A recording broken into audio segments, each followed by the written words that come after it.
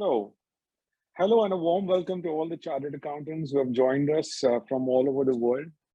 My name is Nilesh, and I represent the San Francisco chapter of the Institute of Chartered Accountants of India. As many of you are aware, the San Francisco chapter has set up this webinar as a part of the international conference of the Institute of Chartered Accountants of India. The theme for the international conference is Accountants Creating a Digital and a Sustainable Economy. Today's webinar will be weaving into this overarching theme, and we will try to present to you a perspective from the United States on the latest developments in ESG and sustainability space. The hope is that today's session will allow you to gain actionable insights into understanding how the investment world looks at ESG, how do consultants look at ESG, and how best you can learn from the latest and the best practices over here. Today's session is going to be in an interactive question and answer format. I have a great panel of experts who will be responding to questions. But before I do that, let me give you a kind of a big picture overview of what's happening in the US. The emphasis on ESG has fundamentally reshaped the entire financial landscape. ESG now is actually a part of the financial reporting process here. And the reasons for that are not far to seek. What we've really seen is there's a mounting scrutiny from the regulators. The capital markets are increasingly sensitive to ESG news. And we are also seeing the most important development of it all, that asset managers, fund managers are increasingly being appointed and evaluated on the basis of ESG metrics. To give you some big numbers, as of today, almost half the total ESG assets under management, which is about $17 trillion, are out of the United States of a global total of $35 trillion. These numbers are of 2020, the 2021 numbers are awaited, and I'm sure those will be even bigger.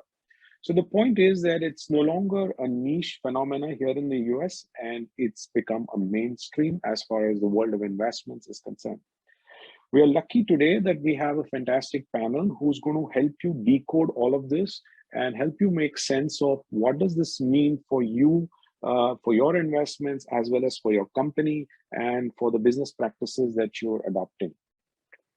So without getting too much into it, let me quickly invite Sudhi Mukherjee, Daniel Bars, and Geeta Ramakrishnan to join me on this panel and share their perspective. Before I pose specific questions, let me invite each one of them to introduce themselves, and more importantly, talk a little bit about their personal journey in the ESG space and how that has changed their outlook towards the way of doing business. Let me begin with you, Sudhi. Thank you for joining us, Sudhi, Daniel, and Geeta. Over to you. Start with you, Sudhi. Thanks, Nilesh. Thanks for the introduction. And I think you set the stage very well. And before I go any further, I'm thankful to my fellow panelists, and I'm looking forward to the interaction today. So my name is Sudhi Mukherjee. I'm based in Washington, D.C., and I have been a sustainability professional for about 20 plus years, working in various parts of the world and looking at primarily private sector investments and how sustainability factors into some of the investment decisions that are made. In the last few years, I've been focusing on the US market as well, and have been living in the United States for a while, and have seen the transition over a period of time where it's a far cry from what it is today. Today, there is an increased momentum in ESG investments, ESG interests in the United States, and I'm really glad to see numbers like 17 out of the 35 trillion in 2020 was from the US. So we'll talk more about that during the course of our panel discussion today. So thanks, and over to you, Nikhil. Daniel. Hi, thank you so much, Nilesh, and thank you for having me here. So my name is Danielle Bars. I am currently the Director of ESG, Strategic Solutions at EisnerAmper. We are an accounting and financial services firm, and we, like many other companies in the US, many other firms, are expanding into the ESG and sustainability space. So I have spent the last decade or so in sustainability, not as much time as Sudhi, but getting there. And I started when sustainability wasn't a common term. So people outside of the sustainability space didn't know what the term sustainability was. And now, a decade later, not only do people know the term sustainability, but there's this new buzz term, ESG, that has been around for a while, and now it's being increasingly becoming more important across the US and across the world. The last 10 years, I have been in the corporate sustainability space, so mostly working with Fortune 500 companies, launching and building sustainability programs from the ground up. Big focus on energy and economics and business as well. And most recently, before EisnerAmper, led a global energy program for a large manufacturing company, where I was able to look at energy and sustainability programs around the world, right now focused in the US, but I have been everywhere, and it's nice to be back. Thank you so much. Thank you, Daniel. Over to you, Geeta.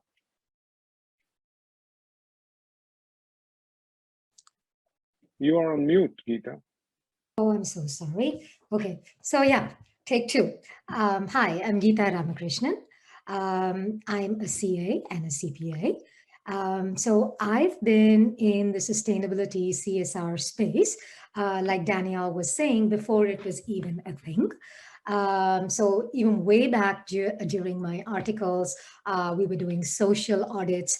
So from my perspective, ESG is really not a new thing. The new thing really is how we've busted it out of the silos and we're beginning to embed it in the core of our businesses. So I lead the ESG practice of Capitals, which is a global consulting firm. And we help largely small and medium-sized clients, both on the strategic and the tactical side, getting off the ground with their ESG journey. But I'm happiest today and proudest today that I'm a chartered accountant and connecting with the rest of you. So along with Nilesh, that is our passion here at ICAI in the US. And I couldn't be happier to be sat at this table with my august co-panelists. So thank you very much, and I look forward to a fantastic session. Nilesh. Thank you, Sudhi, Daniel, and Geeta for agreeing to join us once again. Thanks. It's really our fortune that we have such a great panel with us today. So let me start with you, Sudhi, and ask you the first question. Daniel and Geeta, and all of you, please feel free to join in and make comments. This is not intended to be just a dialogue between two people. All of us can make points at all points of time. Feel free to do that. With that, the first question to you, Sudhi, can you give us a top-level perspective on the evolution of ESG considerations with a specific focus to the United States? And where do you see the directions in the time to come? I know it's like a 34,000 feet question, but I think you're the right person to answer it and set the tone for the whole panel discussion. Over to you, Sudhi. Thanks, Nilesh. And I guess, I pull age rank over everybody else. And so I have a better view, perhaps, of decades before any of the other panelists were involved. You're the most sustainable consultant we could find in the sustainability space. It's interesting. Before I get into the US space, in early 2000s, I started working with the World Bank Group, and since the formation of the group, they have been into sustainability. This is from the post-World War II era, right? I mean, a lot of the stuff, we didn't call it sustainability at the time, but these were the things that made up sustainability. What Geeta was talking about, some of the things that we've busted out and included into the sustainability agenda, they were always there. We didn't call it that way. Now it's a coming together of some of these key concepts, and it helps to focus our energies, our analytics on it, and try to get the best out of it. So that said, a lot of the things that we talk about sustainability and the ESG part has been around for a long time, and has been around in the US for a long time. So what is different about US when I look at the US today versus the other countries that I work in is the frame of comparison that we see between not only the US, but all the developed countries versus the emerging markets, where some of the basic ESG terms and methods, which we will talk about later in the panel, are given in these countries, where the basic ESG framework or ESG parameters or metrics or measurements already exist as a part of regulatory requirements, as a part of good business practice, and these have evolved over a period of time. So if I were to look at the United States, maybe in the 1950s and 60s, is where some of the countries are today elsewhere in the world, which are just starting out on this journey. So my view on ESG is it is a journey and an evolutionary process, and it's not something that comes about overnight. The pace at which it is happening and adoption is happening is much quicker today, but it is a journey nonetheless that needs to be taken. So in the United States, the real movement towards environmental and social awareness probably started before my time, and this was in the early 70s, where I recall reading about a river that actually was on fire in Philadelphia that really galvanized people to around the pollution issue.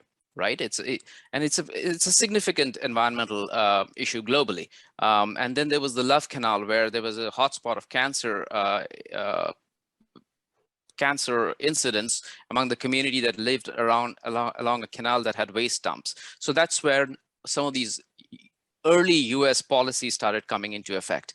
And through the 70s and the early 80s, there were a number of regulatory interventions to improve the environmental performance of companies. And then, some of the financial hiccups that the US economy had impact on the governance part, where governance was improved. There was a lot more transparency that was mandated, and things like that, which together helped bring about a base of ESG in the United States, of which it is now building on rapidly. So it has been an evolutionary process in the US. Where it is today is a result of that foundation that was laid. And then you had this interim in the 90s when China opened up and there was globalization and trade started becoming global for a lot of the US companies.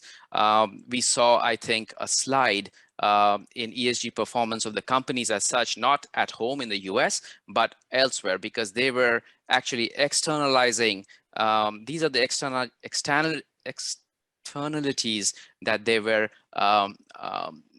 able to monetize, make profit off, I think. So they were able to go into countries where labor was cheap, the unions were not strong, where there was a multitude of issues which resulted in cheaper production. So that was only for a period of time before there was global pressure to improve. And the first industry that comes to mind is the garments industry, where companies like Levi's and Nike and others put in a lot of work into cleaning up their supply chain and improving the performance of ESG on the supply chain side away from the United States. But these were US companies that were actually improving performance there. It's a work in progress, whether it's the garment industry, whether it's palm oil, it's a bunch of electronics or whatever you have. So that was one major transition point I saw in the transformation of how US companies looked at ESG issues.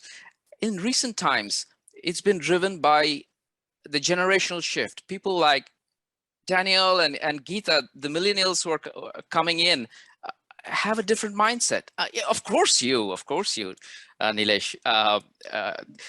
So it's glad to see that, you know, these are the guys who are actually pushing the envelope and making things happen. Consumer pressure. At the end of the day, most improvements, most changes in the US is market driven, and it's the people, the consumer pressure that is driving it. So that is one part of it. The second part, as you mentioned, Nilesh, is the regulatory interest, the regulatory drivers, the push for transparency and disclosure in the financial system. SEC is looking to mandate the requirement of disclosure of climate performance and certain ESG metrics in the 10Ks and stuff. So that's all happening. So it's a very, very dynamic and exciting time to be working on ESG in the United States. Thanks. Absolutely. Thank you, Sudhi. I'll come back to you for the next question, but here I'd like to pause and turn to Daniel and get your perspective as well. You know, you've been in the industry for a long time, and how have you seen the sustainability initiatives and industries evolve over time, and how has ESG and its rise contributed to that? And what's your perspective on that? Absolutely. Sudhi made some really good points, and I do want to call out one or two things.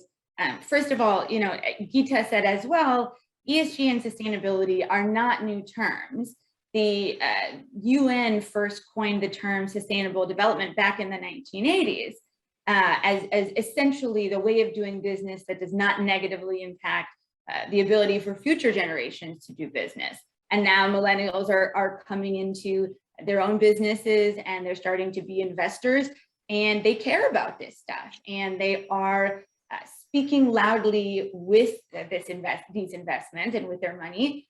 And historically, for example, you know, Sudhi brought up Nike and Levi's, and a lot of these consumer product companies have come under fire for their poor ESG practices. We just didn't call it ESG in consumer industry before. So another great example that we all know is the BP oil spill, and the BP oil spill, and that was a $60 billion disaster that almost crippled the company, and they came back.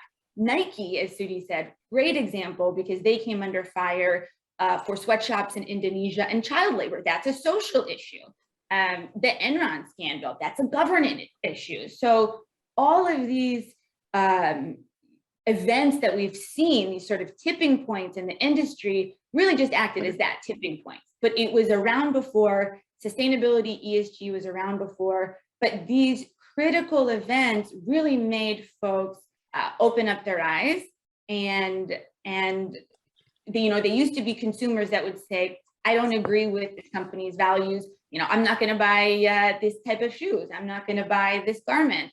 And now those same people are millennial investors who are saying, if you don't share my values, we're not going to invest in your company. And it's a huge uprising of ESG and really laid the foundation for a value-driven economy, which is very important.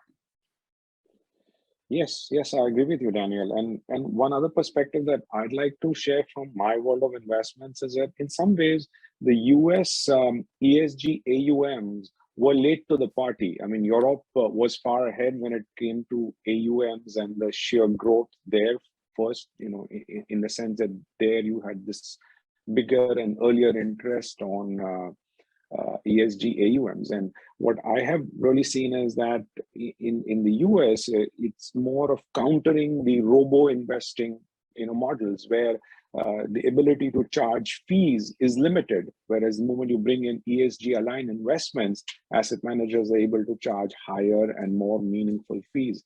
So that has, you know, brought about an impetus to the US AUM party. And so, you know, I fully agree, you know, understand the way you've described the journey, and I can see that reflected in the investment industry over a period of time. Of course, there is a lag, but one can clearly see those, the checkbooks going where the values are in that sense. And that brings me to the next question, that's for you, Sudhi.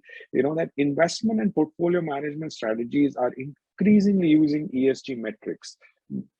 what are the trends that you're seeing? What are the risks and what are the opportunities that you see in that context? So, from my perspective, use of ESG metrics in making investment and portfolio decisions are really dependent on who is looking at this data and to what end. So I broadly, and there are many ways to slice and dice this. And for the purposes of this discussion, I think I would like to, bucket them into three categories. One is, where where it has traditionally been negative screening, that I will not invest in certain sectors, in certain companies, certain countries, or what have you. So, and that has been the foundation or the starting point for some of the risk-based approaches to either new investments or managing portfolios under management. So from that, now we have moved on to a more focused ESG agenda, where negative screening is it does not do any real good other than keeping you out of businesses, to a position where you're able to say, look, I can make a difference, and these are the things I want to be doing and influencing.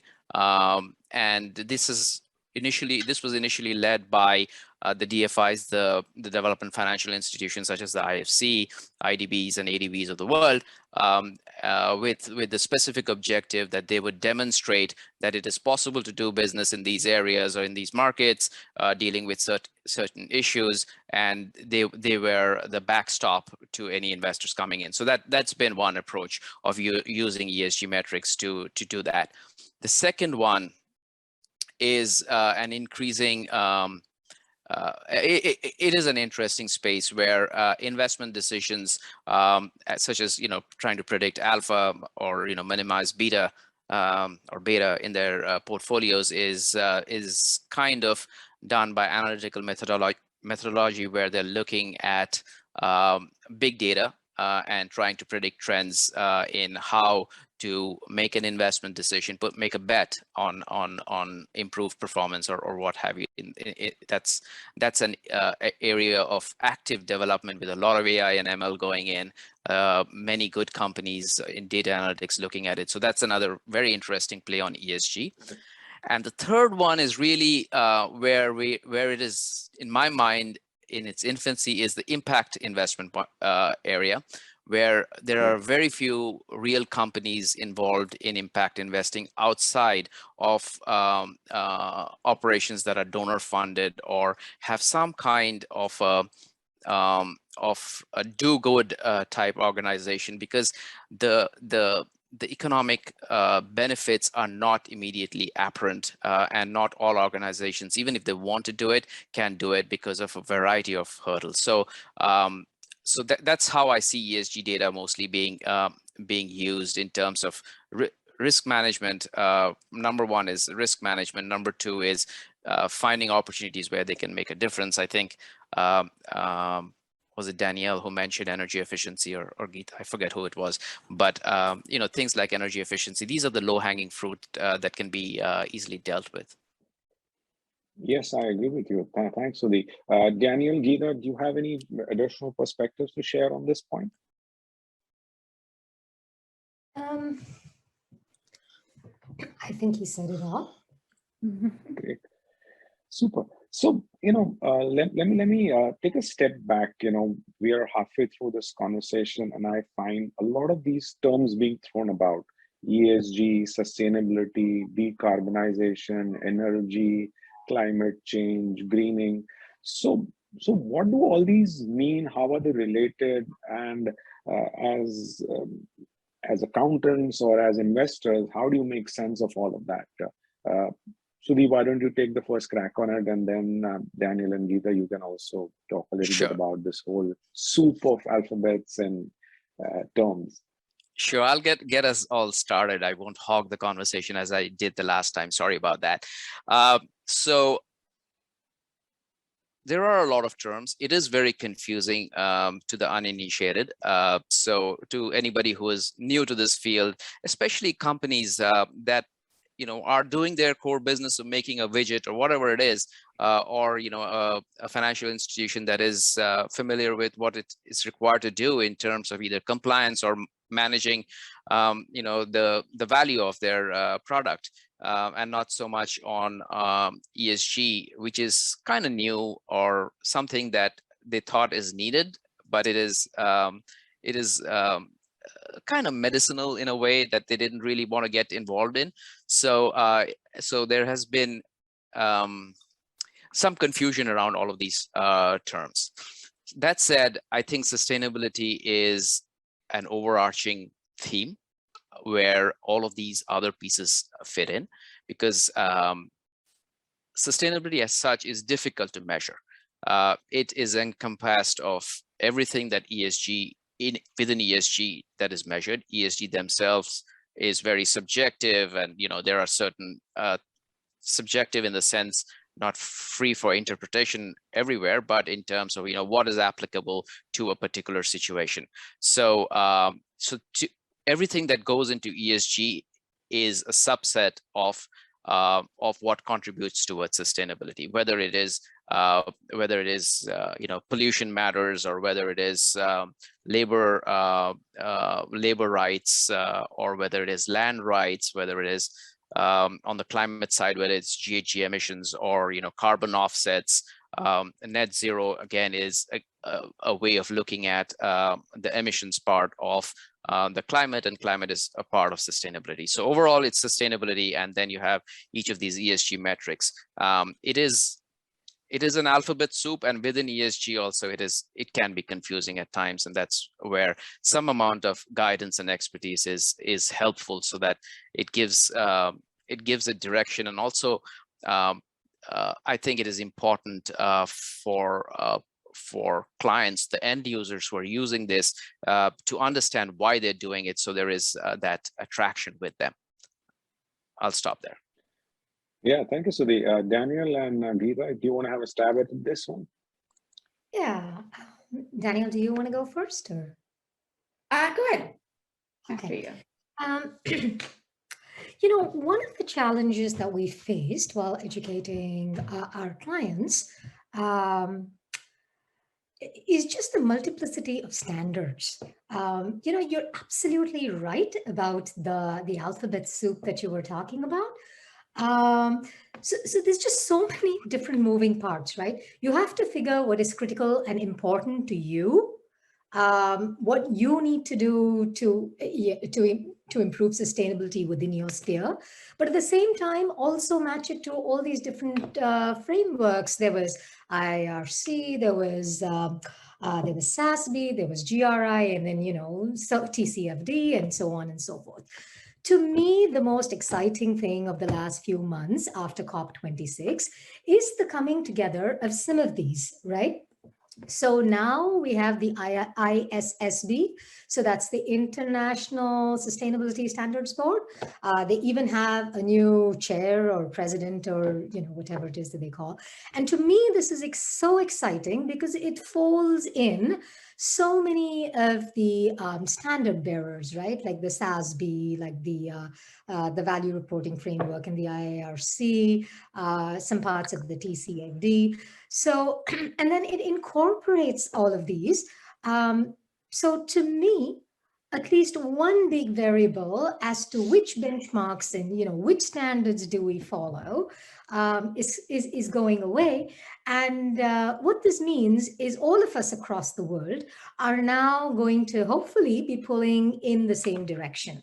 Maybe a little different as to where we are in that journey, but we will be pulling in one direction. And especially for clients and that are in multiple jurisdictions, I think this is a fantastic move and will go a long way in kind of reducing the anxiety over the alphabet soup. So Daniel, oh, sorry, continue. No, so I was saying, so ISSB from the IFRS is a big thing we should all be looking out for. Yes. Yeah, Sure, so the and way we'll that I come like, back to the framework again, but maybe Daniel, you want to talk about how you see ESG and sustainability as themes and terms. yeah, it's a great question, and it can definitely get a little confusing. So it's always nice to get some color around it. The way that I like to lay it out very simply, at its core, ESG, and Sudhi mentioned this as well, is a risk management tool. It was developed to be able to measure and effectively manage what they're calling ESG performance in each of those three pillars. And it matters because these non-financial metrics, which is what we call ESGs, non-financial, are increasingly linked to financial performance, and investors are picking up on this. Whereas sustainability at its core is the implementation and the execution of strategies that will actually improve ESG performance. So once companies are measuring all of these important metrics that will effectively link to risk management and mitigation, and then also financial performance, once we measure it, we actually have to execute and develop strategies, and that's where sustainability comes in. So other terms you've probably heard are CSR, corporate social responsibility, even green business is an umbrella term. But Sudhi's right, a lot of this are just umbrella terms to kind of look at the same thing, but ESG at its core really is a risk management tool, and it's metrics based. And I think that is the most important thing that we can understand the difference between the two. Perfect.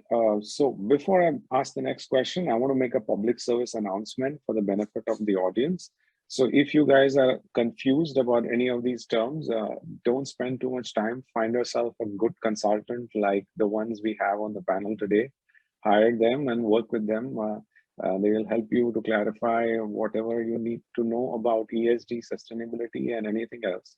And if you have any doubts, these three can be your best friends in the times to come. With this, let me ask the next question to you once again. We'll start with you, Sudhi. Why do you think has the adoption of ESG considerations been difficult and slower than anticipated? And well, you did give us an historical perspective, but let me ask you from a forward-thinking perspective. What are the key challenges that we will need to overcome going forward so that we have a faster adoption? And if you can add your color in terms of how that's relevant for Indian businesses, that will be fantastic. Sure, Nilesh. So let me start by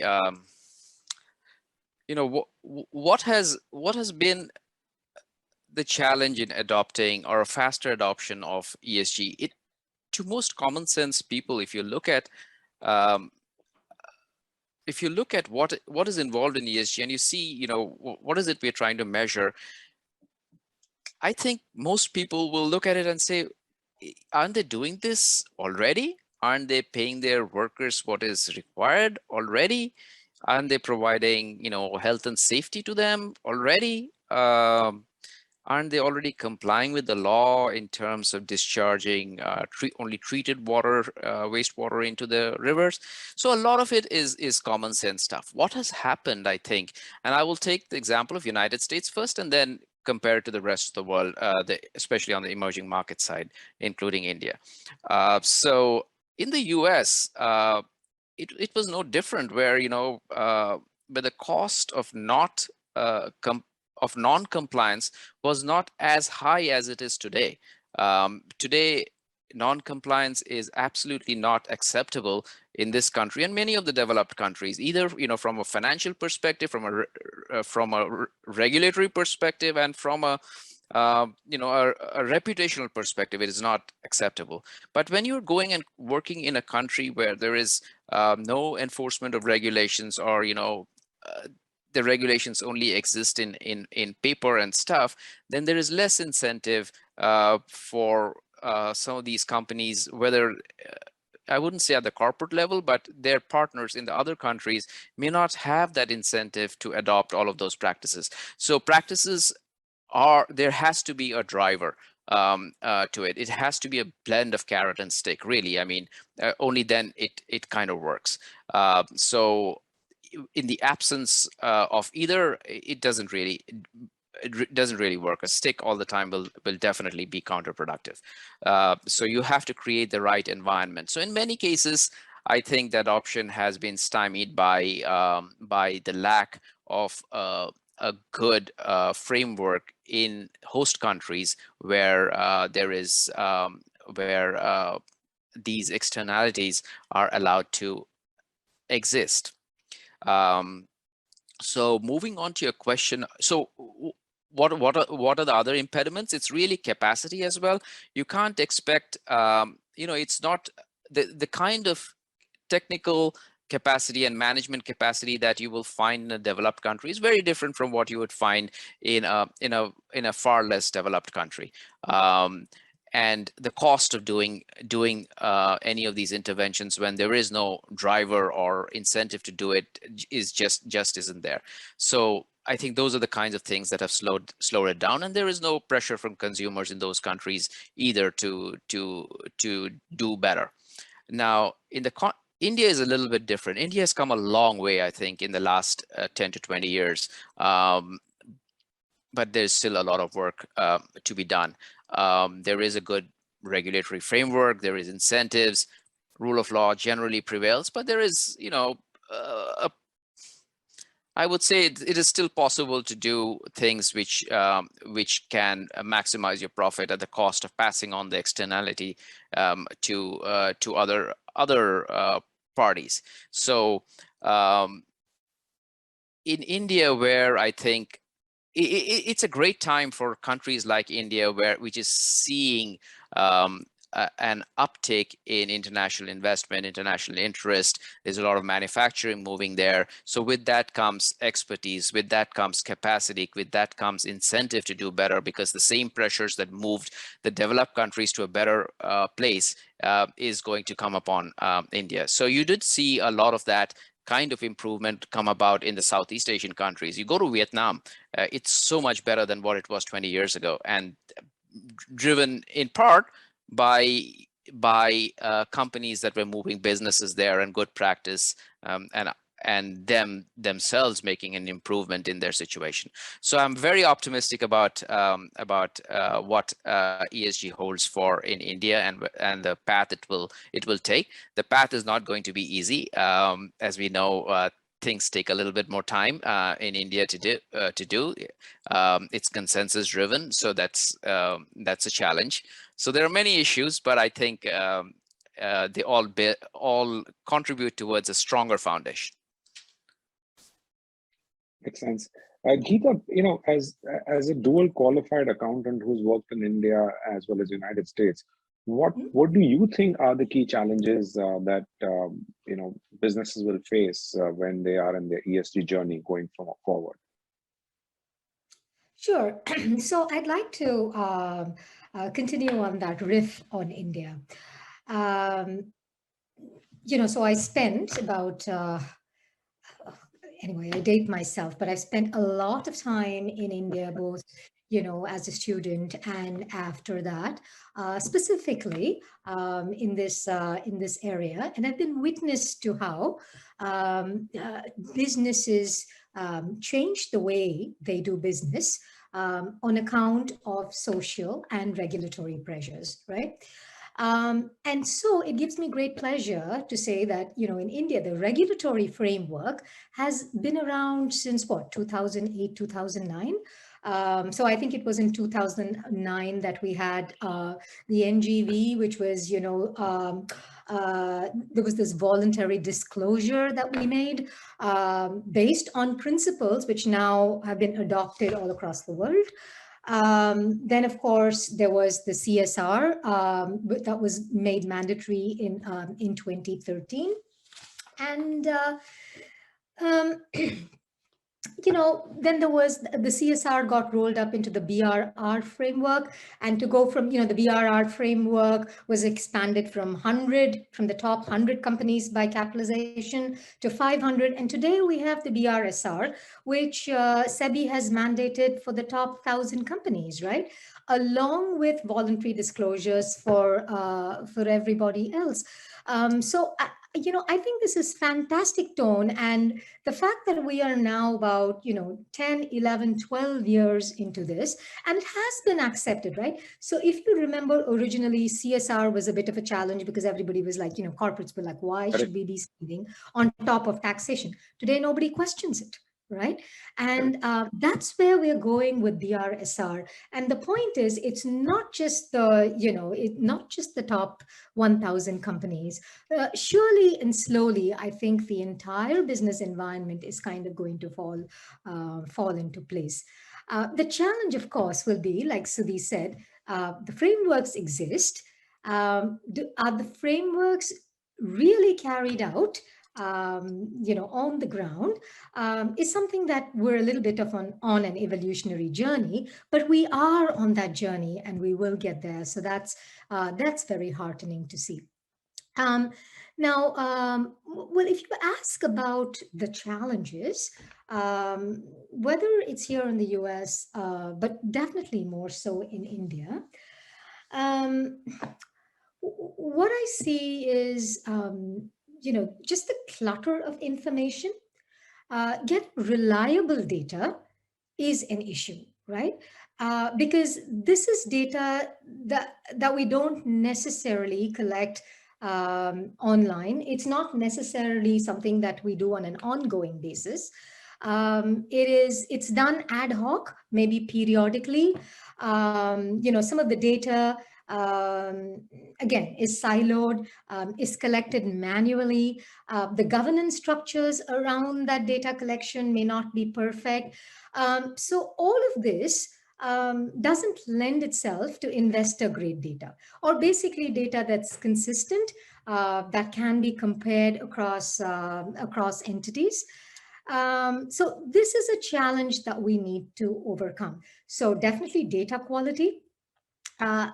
In terms of people and processes around this, this is something that I think we need to get right at the very beginning.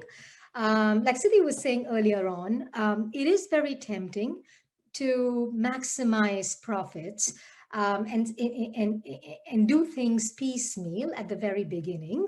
And sometimes that could be a sensible approach, but unless you have that overarching sense of how you're going to do this, the overall plan, put in the people and the processes and the governance around this, it just gets very difficult to manage and does not contribute towards providing the data that is so key to changing behavior and to leading the focus in resources and energy. So let me shift the focus back to the United States a bit and bring Daniel into the conversation. So, you've worked with a lot of clients in the United States. So give your perspective as to how have businesses successfully integrated ESG and sustainability into their business strategy? And how have you helped them to improve their performance on the ESG metrics? So talk a little bit about your implementation experiences and what are the best practices there. Thanks, Nilesh. So to start, I think it's really important to get a lay of the land here. And just to go back really briefly to the question of key challenges, it's important to break it out depending on what kind of company we're looking at. So EisnerAmper clients, for example, are mostly small to mid-sized companies.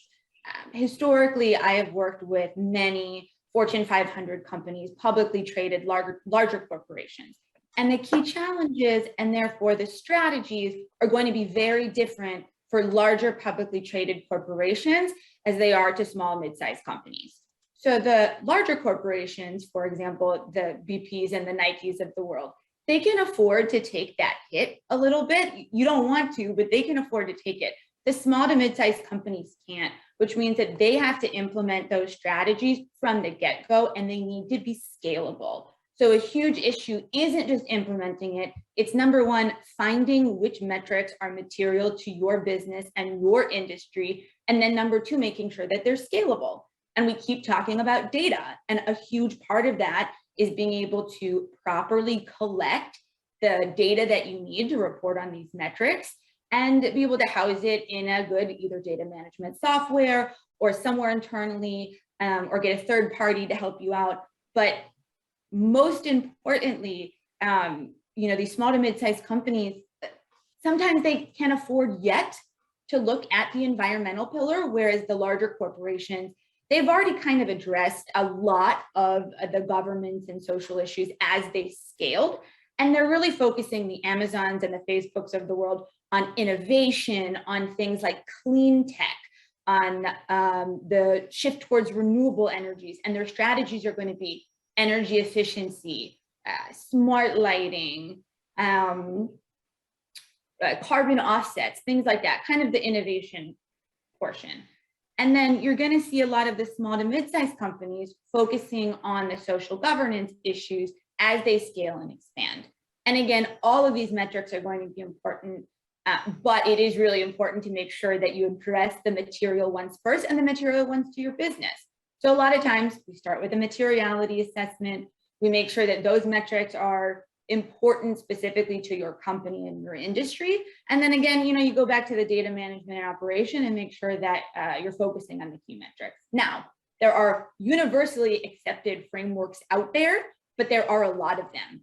So if you ever hear GRI, which is the Global Reporting Initiative, or SASB, which is the Sustainability Accounting Standards Board, or CDP, which is Carbon Disclosure Project, MSCI, they all have different frameworks. They all have different data sets, and they're going to score you differently. So a huge challenge is navigating those frameworks, even though they're quite universally recognized and reliable, and investors will look at those frameworks and say, I understand that, and I know that it's a good framework, and I know you're getting your data from a reliable source.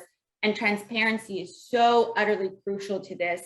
That looks good for investors to be given those frameworks. But a key challenge, again, is navigating which framework to use. There is no universally accepted standard across all organizations. And a lot of it is kind of, number one, understanding which metrics to use, and then understanding how to score it. And then also learning how to communicate that with investors and stakeholders. And so leadership really needs to focus a lot on the educational piece. And that's where folks on this panel come in, is to understand how to communicate with your LPs and your investors on, here's what we're doing, here's how we're going to improve ESG performance, and this is how we're going to measure it, because you want the data sets to be reliable. You don't just want to disclose it, you want to make sure that it's coming from a reliable source, because it is going to catch up to us. And really great example is that the SEC, as many folks in the industry know, and I'm sure others as well, has actually made an announcement last year in 2021 that they were going to look at mandatory disclosures for ESG. Europe and a lot of our other countries, areas have already done that, and they're going to be starting implementation in 2022 and 23. But understanding really how to comply with these regulations, so specifically SEC in the US, it's going to be just as important as complying with your financial metrics in SEC to report. If you don't do it, you're going to get in a lot of trouble. And really understanding what those frameworks look like and how to properly disclose is going to become more and more important, no matter what size your organization is. Makes sense. Let me turn the conversation back to you, Sudhi. What is your sense about how to navigate the measurement and the reporting landscape? So at the outset, I think that was a fabulous 5 minutes of a drill down on, a description of the landscape that is there, and currently, what we have to navigate in the US. So Daniel, thanks a lot. I think it was really, really good. So So, it really connects back to what Danielle was saying. There is quite a few of these frameworks around, and each of them is good in its own way. There is no problem with it. The challenge that a lot of people face is a score from MSCI may look very different from one that's coming from, say, another reporting framework. And then within these frameworks, some are reporting frameworks, some are materiality frameworks, and there's all kinds of other stuff. So not only are the scores not interchangeable, intercomparable, but they're actually measuring some fundamentally different dimensions of the same business, perhaps. So important that the client knows what they're looking for, or the person, whoever's looking at these, what they're looking for and how to use them. So that said, again, I don't want to repeat what Daniel already mentioned. There is the requirement that's coming from the SEC on disclosure, and they have they have specific guidance on what they're looking for. And so as far as the US is concerned, that's what they're going to be following. It's going to be mostly along the lines of what SASB has been working on, and that's coming down the pike. It's still not final in terms of what it is going to be, but it's coming, and there should be standardized guidance on that. For the larger audience, for people in say our listeners in our audience in India, there are these other frameworks which Geeta mentioned and Daniel mentioned as well, whether it's UNPRI, GRI, or others. They are good reporting formats. I think the one in India, which is the BRR or BRSR, I think it's called now, also has certain aspects of it. So any of these formats is good. So there is one. One is you have to comply with your requirement. In India, the corporations are required to follow a certain format and present a certain form of that data. So there's no getting away from that. If you want to be using it for other usage, such as is this particular metric material to my business, then you will have to probably look at other frameworks to get that information. Correct. And thank you, Sudhi, Daniel, and Geeta on that question. We are reaching almost the end of the session. We have about 5 to 7 minutes left.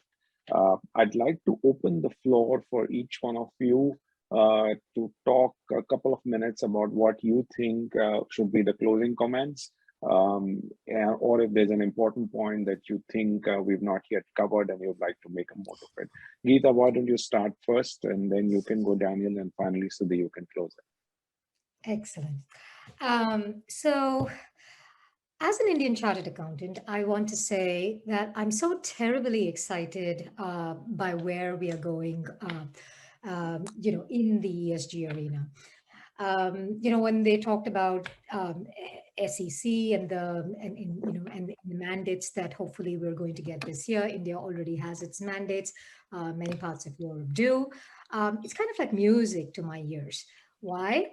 Because chartered accountants are ideally situated, with our understanding of business, with the depth that we go to within operations, with our understanding, our rigor, the assurance, the experience and assurance that many of us have, and just the rigor of our training.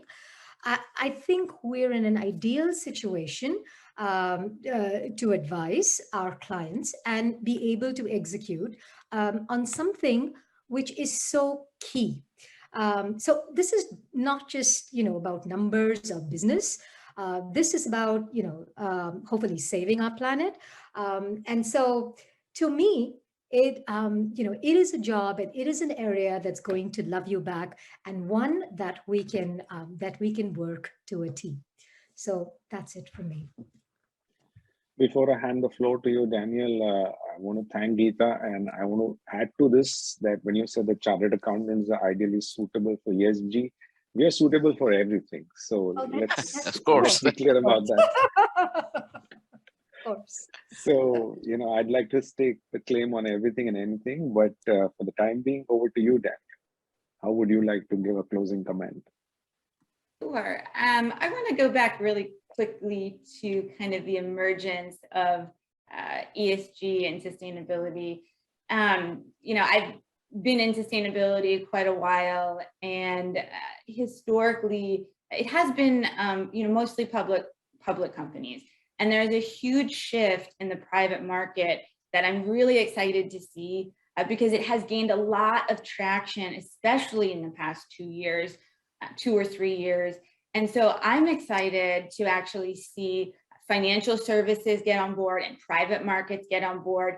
And then the small to mid-sized companies really integrating ESG and performance improvement into their overall mission statement, which didn't happen so much 10, 20 years ago. It was very siloed sustainability, and now it's becoming increasingly incorporated in mission statements of businesses. In fact, we now have chief sustainability officers up there in the C-suite with the COOs and the CEOs, and they're having the same conversation with these folks that are leading the business. And I think that really goes to show how far the industry's come, and it's only going to get bigger. Correct. Yeah, thank you, Daniel. Sudhi, your floor. Thanks, Nilesh. And it's hard to do a follow-on act after Geeta and Daniel. I think they kind of captured everything that was the intent, I think, of this. Well, you made it easy for them in the beginning, so I had to make it difficult for you in the end. Okay, thank you. Appreciate it. But I, truly, I mean, I think it's great to see collaboration between accountants such as yourself and Geeta, practitioners such as Danielle, to share their views with a larger audience who are primarily doing an accounting function, but increasingly exposed to, and they will see a lot more of ESG. We're certainly seeing that in the United States. There is a lot going on in India in this space as well. So it's a dynamic space, and I think it's a very unique forum. I've been on a lot of forums, but I've never been on one with chartered accountants. So obviously this is new for me, and it's exciting that accounting practices are also taking interest in ESG. So this is really a statement of the times we are in, and it's super exciting. So thank you very much for the opportunity. Thank you, Sudhi. Thank you, Daniel. Thank you, Geeta. The closing comment from my side is very simple. Once again, a public service announcement to all the chartered accountants who are listening in. Some of you may be corporate executives. Some of you might be practicing chartered accountants advising companies. And some of you might just be from the world of finance and investments like me. The message to all of you is that the ESG space is exciting. It's growing at a phenomenal pace. It's already achieved a lot of growth here in the United States, and I'm sure it's going to heat up in India as well. Please do make an effort to get yourself up to speed in terms of the training and the knowledge space. And at the same time, please do engage with consultants like Sudhi, Daniel, Geeta, and many others that you may encounter. Try to develop a working relationship with sustainability and ESG experts because that's the way to go. That's the future. And we can no longer just be focused on numbers, but we need to think beyond that. And if nothing else, if you don't carry any other message from today's session, at least that's the message that you all should have. That we need to broaden our horizons, and my hope is that with this conversation, a few of you might have been encouraged to start your ESG journey or improve your ESG journey. That's a bit from my side. Thank you so much for patiently listening to us. We will be sharing the details about the speakers, so please feel free to connect with them as per the details that will be provided to you. And thank you so much and have a great day ahead.